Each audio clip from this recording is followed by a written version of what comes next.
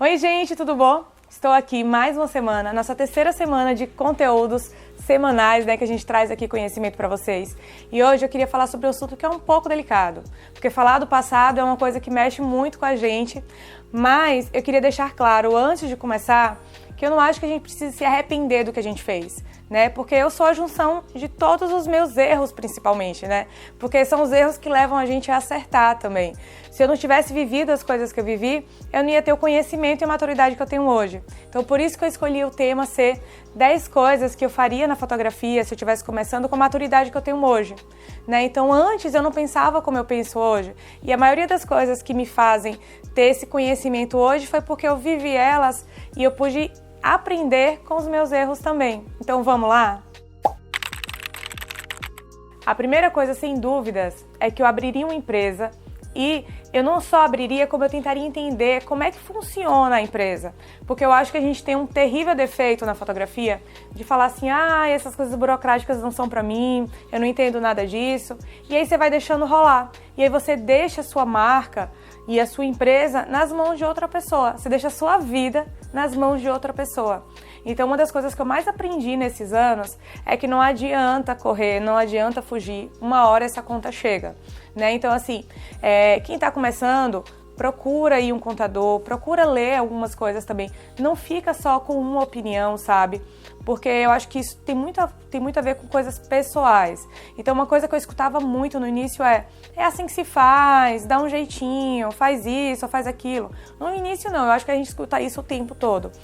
E em vez de você ficar aí, eu não fiz porque eu não sabia, entenda, as nossas escolhas, principalmente quando a gente escolhe não querer saber de alguma coisa, elas têm consequências. Então, assim, procura saber, procura entender qual é a categoria que você precisa entrar, quais são as obrigações que você tem que ter, quais são os impostos que você tem que pagar, Se isso já te dá direito a algumas outras coisas. Então, todos esses pontos, eles são muito importantes para que você entenda sobre a sua empresa. Não adianta só você abrir ela se você não sabe como é que ela funciona. E isso que eu falei já leva ao segundo ponto, que é abrir uma conta empresa, assim. Eu demorei muitos anos para isso. E chegou num ponto que eu já tinha vergonha, que eu já tinha medo, que eu falava, eu já tô aqui, eu não consigo mais viver, é impossível separar as contas, eu não consigo, não dá. Então, assim, já faz isso no início. No início, assim, eu vou te falar que a primeira sensação que eu tive de quando eu abri a empresa, assim, quando eu abri a conta da empresa, era que eu não devia mais as coisas, porque quem devia era a empresa.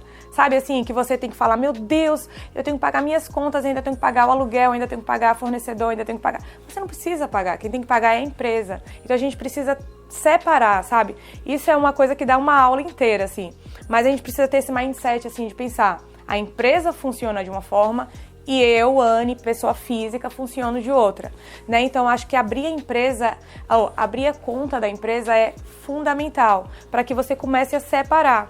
E aí você vai determinar ali qual é o valor que você vai estar recebendo por mês. O restante é da empresa, não é seu. Então, mas se eu quiser comprar uma câmera, é um investimento que a empresa está fazendo e não você como pessoa física, certo? Já que a gente está falando de dinheiro, o terceiro ponto, assim, a terceira coisa que eu faria de diferente, eu começaria a poupar desde o primeiro mês. Então você deve estar pensando aí, Anne, mas é impossível, eu tenho muita coisa para pagar. Cara, vou te contar um segredo, assim, se você ganha R$100, você vai viver com 100. Se você ganha R$1.000, você vai viver com 1.000 e vai achar pouco. Se você ganhar 1 milhão, você vai viver com 1 milhão e vai achar pouco também. Então, independente de quanto você ganhe, separe uma parcela ali e deposite. Deposite e guarde. Vão acontecer momentos que você vai precisar desse dinheiro e você vai se arrepender de não ter feito isso antes, Então, assim, separa 50, 100 reais, separa 11 reais, eu ouvi isso ontem até do Joel J, assim, eu vi num post dele. Mas separa qualquer quantia e coloca aquilo ali como uma responsabilidade que você tem que ter. Então, todos os meses você precisa pegar aquele valor e colocar lá.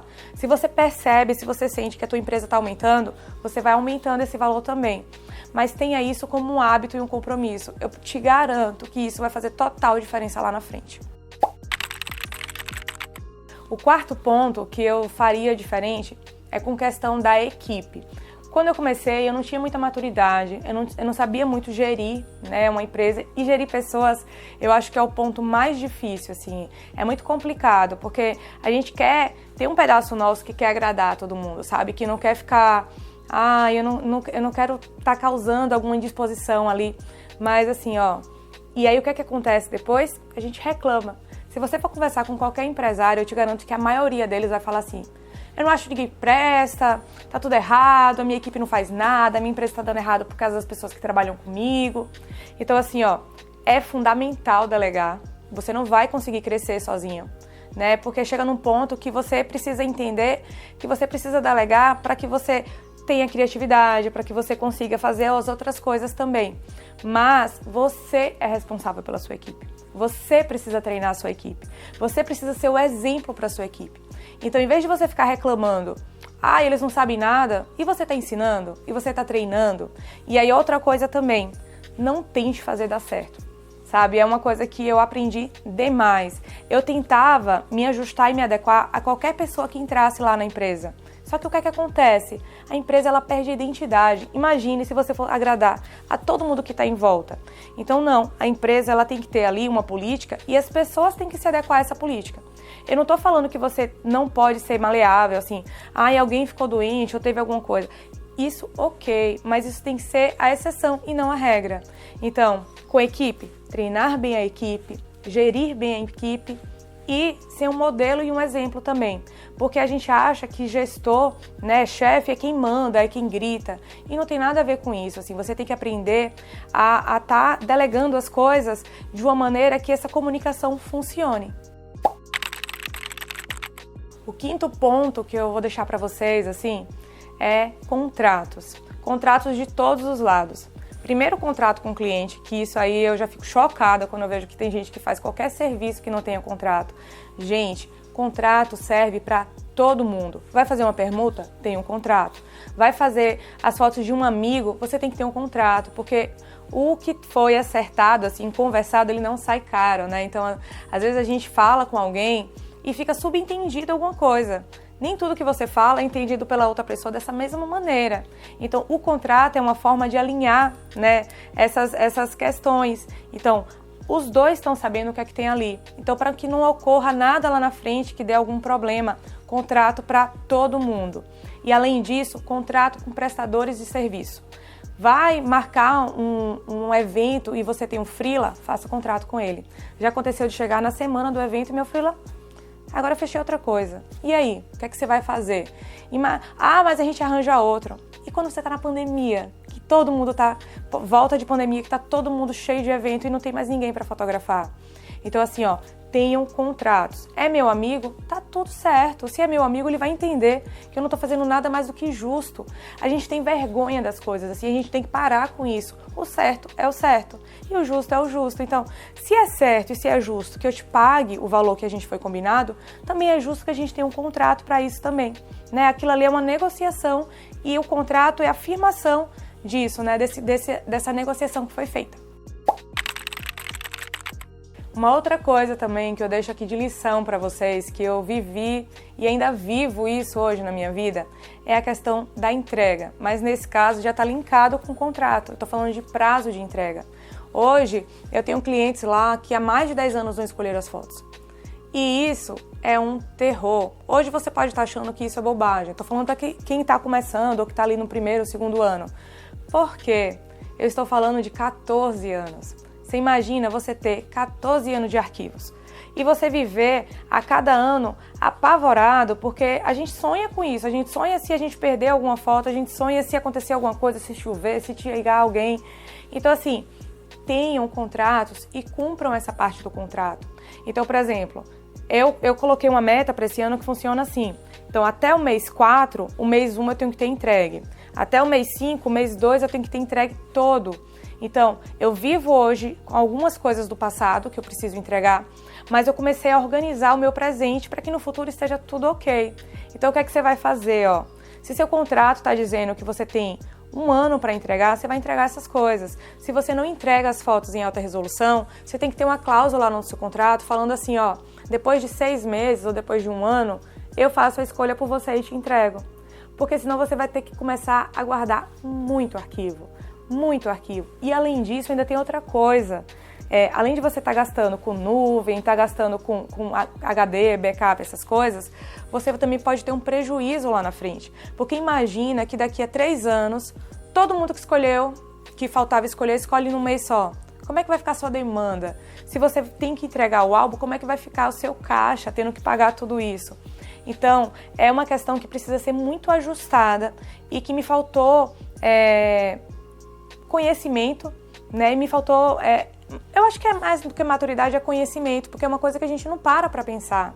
Então você precisa enxergar a sua empresa não só para hoje, você precisa enxergar ela a longo prazo. Porque se você quer ter sucesso nisso, que se você quer viver disso por muito tempo, tudo que você faz hoje, ela vai refletir lá na frente também, né? Então esse é um ponto que é essencial. Outra coisa também que eu faria diferente é que eu não pensava muito como é que ia ser meu ano, sabe? Eu começava e ia na força, ali na fé, na guerra e tal. Mas hoje eu penso completamente diferente. Então, antes de começar o ano, você precisa fazer um planejamento anual. Então, o que é que você vai fazer naquele ano? Quais são as datas? Quais são os eventos que você vai estar pegando? Você vai tirar férias? Você precisa programar aquilo. Se você tem funcionários, no 13º, como é que você vai juntar mensalmente aquele valor? Outra coisa também é pensar nos períodos sazonais, assim. Então, por exemplo, aqui no Nordeste, quando chega no meio de junho, de julho, não tem casamento. Tem muito pouco. Por quê? Porque chove muito e porque é São João. Então é um período que as pessoas se voltam muito para esse outro tipo de evento. Então aí na sua cidade, na sua região, como é que funciona o ano? Tem algum período que você já sabe que tem uma baixa naquilo que você faz? Então se você fotografa ensaios, por exemplo, tem algum mês ali que está sempre chovendo, que você precisa se organizar para ter algum lugar interno, ou que você precisa fazer outra coisa naquele mês, então você pode aproveitar, por exemplo, para fazer suas férias ali, para dar férias para sua equipe. Você pode aproveitar para procurar aqueles clientes lá atrasados naquela baixa. Então, vocês que estão aí, que não estão escolhendo, vamos escolher porque esse mês eu vou estar livre e eu consigo editar. Então, a gente precisa fazer essa programação anual, porque aí o nosso ano ele flui muito mais tranquilo e você não fica ali nas mãos do acaso, sabe? O que acontecer, tá tudo certo, ou enlouquece, ou reclama depois. Então, assim, quando você começa a fazer essas projeções, fica muito mais fácil de se organizar. O 8º ponto que eu queria deixar para vocês é falando de equipamento. Por quê? Porque quando a gente começa, a gente quer tudo. Tudo. Porque minha foto não é boa por causa da câmera que eu tenho. A minha foto não é boa porque eu não tenho aquela lente, porque eu não tenho aquele LED, porque eu não tenho qualquer coisa. Deixa eu te falar. É igual quando o gestante está ali fazendo o seu enxoval. Depois que ela passa, depois que tem o neném, ela fala, cara, eu não uso metade dessas coisas, ou eu usei uma vez só. Então, antes de comprar qualquer coisa, procure testar, procure procurar alguém que faz, procure entender para que serve de fato aquilo. Porque às vezes você vai investir numa coisa que você vai usar, sei lá, uma vez, sabe? Então, vale a pena mesmo você ter, por exemplo, uma lente que custa 10 mil reais para você fazer um clique, sabe? Então, assim, pensa muito nessa questão de custo-benefício. Equipamento faz diferença? Faz. É mentira quem fala que não faz, porque assim, tem muito mais possibilidades com o equipamento, mas só que você não precisa começar com o maior, você não precisa ter tudo de mais novo. Por quê? Porque não adianta nada você trocar equipamento se você não sabe nem utilizar aquele que você já tem. Então é a mesma coisa de você ter uma Ferrari para ficar rodando dentro da cidade ali, sabe, sem precisar correr. Então você vai estar só por status, só porque você vai mostrar que tem aquilo, mas você não vai usar aquilo de fato como ele pode te oferecer. Então, se eu posso te dar uma dica que eu faria diferente, por exemplo, eu vendia, acho que metade das lentes que eu tinha. Porque eu não usava elas, sabe? Eu tinha elas porque falavam que tinha que ter, e aí eu tinha. Eu ia numa aula, no workshop, e aquela pessoa tinha, eu falava, meu Deus, que incrível, eu quero ser que nem ele. Aí comprava equipamento. Eu não vou ser igual a ele se eu não souber por que é que ele usa daquela forma, para que ele faz aquilo. Se eu não fotografo no mesmo local que ele fotografa. Tem várias coisas que a gente acaba pecando, assim, sem enxergar a nossa realidade. Então, qual é a sua realidade atual? O que é que você precisa hoje? Por exemplo, eu não tenho mais quase lente com zoom, né? Mas, no início, se você me perguntar o que é que eu preciso ter, eu vou falar, por exemplo, se você trabalha com criança, você precisa ter uma 24-70. Porque no evento, no início, ou alguma coisa, é uma coisa que é funcional e que vai te ajudar. Hoje, para mim, eu já não preciso mais, mas eu já estou em outro estágio, né? Eu já trabalhei daquela forma e eu fui construindo outro tipo de fotografia. Então, eu acho que você precisa entender a sua realidade, a sua necessidade e aí sim pensar no equipamento que você precisa. E agora, um penúltimo ponto que eu queria falar com vocês é com relação à roupa. Cara, se eu falar pra vocês como eu já trabalhei desconfortável, vocês não fazem ideia. Porque eu não comecei hoje nesse mercado que vocês enxergam hoje. Eu comecei há 14 anos atrás. Então, eu comecei numa cidade que é uma capital, mas é uma cidade que ainda era muito com cara de interior, sabe? E aí o que é que acontece? Eu trabalhava num mercado que praticamente não tinha mulher fotografando, porque eu comecei com um evento. E eram pessoas muito tradicionais. Então eu tentei me parecer com eles. Então eu trabalhava de terno, de salto alto. Eu não sei como é que eu não caía no meio do evento ali, porque eu tinha que correr. E aí uma coisa que eu não faria mais hoje, eu tentaria colocar o meu estilo, sabe? E eu sei que dessa forma eu atrairia pessoas que têm muito mais a ver comigo, que têm mais a ver com o meu estilo. Porque eu achava que para eu conquistar um espaço e para que as pessoas me respeitassem, eu precisava ser da forma que eu imaginava que era como elas respeitavam. E eu entendo hoje que eu não preciso me arrumar de tal forma ou ser de outra forma para que as pessoas me respeitem. É óbvio que quando você vai para um evento, quando você vai para qualquer lugar, eu acho que sim, que você tem que estar bem vestido. Por quê? Porque, cara, eu tô no casamento. Eu estou num evento, no dia mais importante da pessoa. Eu não posso ir achando que eu posso ir de qualquer jeito. Porque, primeira coisa é respeito.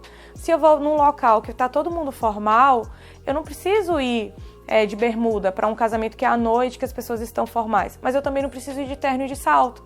Então, hoje eu fotografo de tênis. Porque o All Star é uma marca registrada. Eu gosto muito, né? Principalmente depois da pandemia, eu adoro. Eu uso tênis para tudo. Eu uso tênis para... No aniversário de 15 anos da minha filha, eu tava de tênis.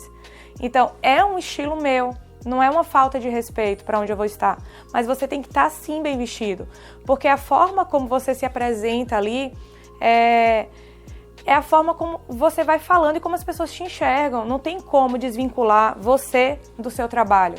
Mas estar bem vestido não significa que eu preciso estar num estilo que não seja o meu.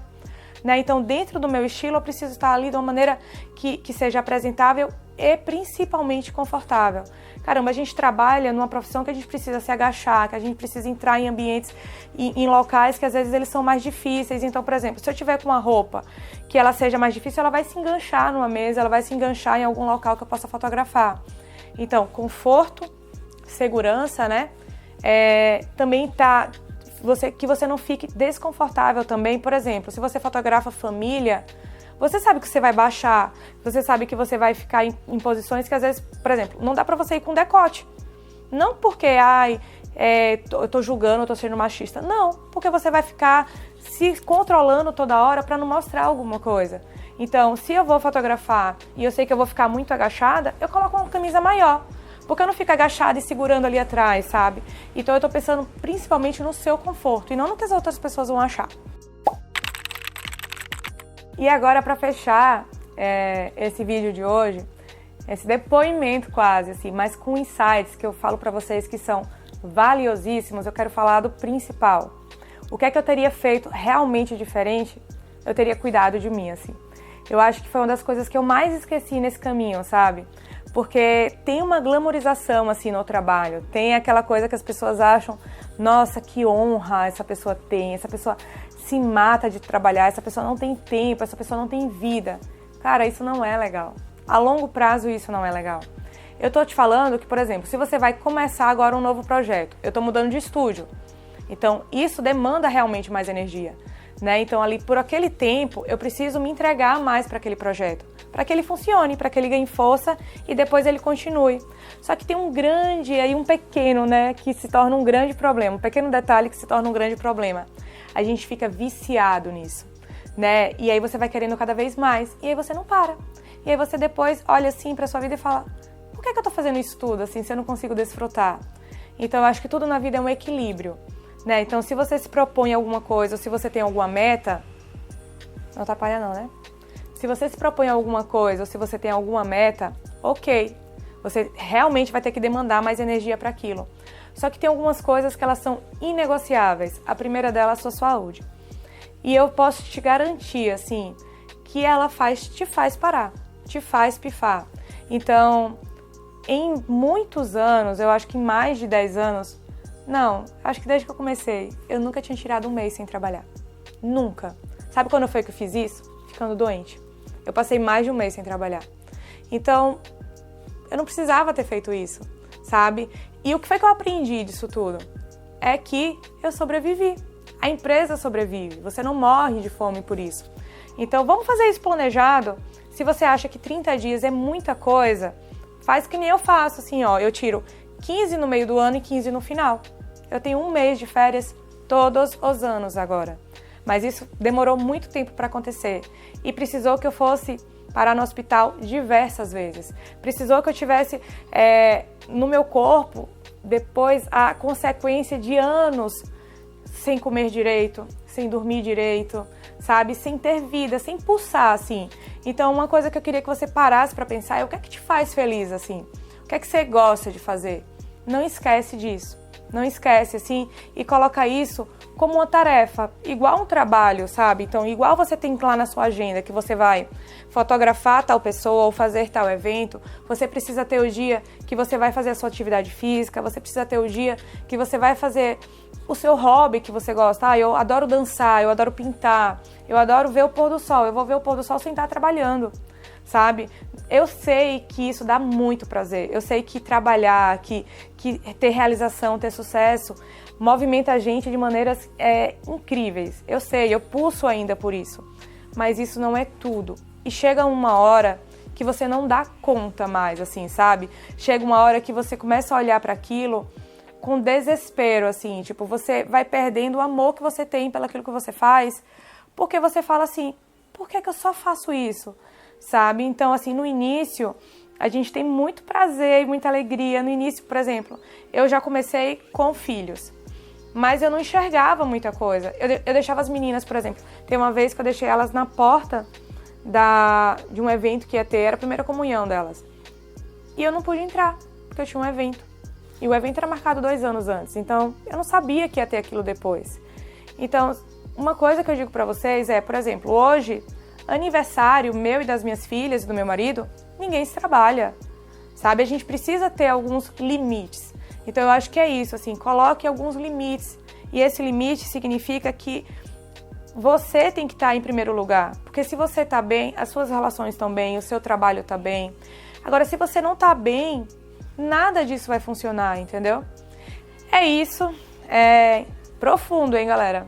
Mas é muito real. Se eu pudesse pegar vocês no colo e falar assim, ó, presta atenção em cada um desses detalhes. Eu sei que hoje eles podem não fazer sentido pra vocês. Eu acho que vocês podem falar assim, ih, que besteira. Porque eu já fui essa pessoa que estava aí desse lado e falei, que besteira. Funciona do jeito que tá. São coisas que vocês vão me agradecer. Escolhe pelo menos umas 3, 4 coisas dessas, se você acha que tudo ainda é muita coisa, mas coloque em prática. Começa hoje, porque isso vai de fato fazer diferença na tua vida.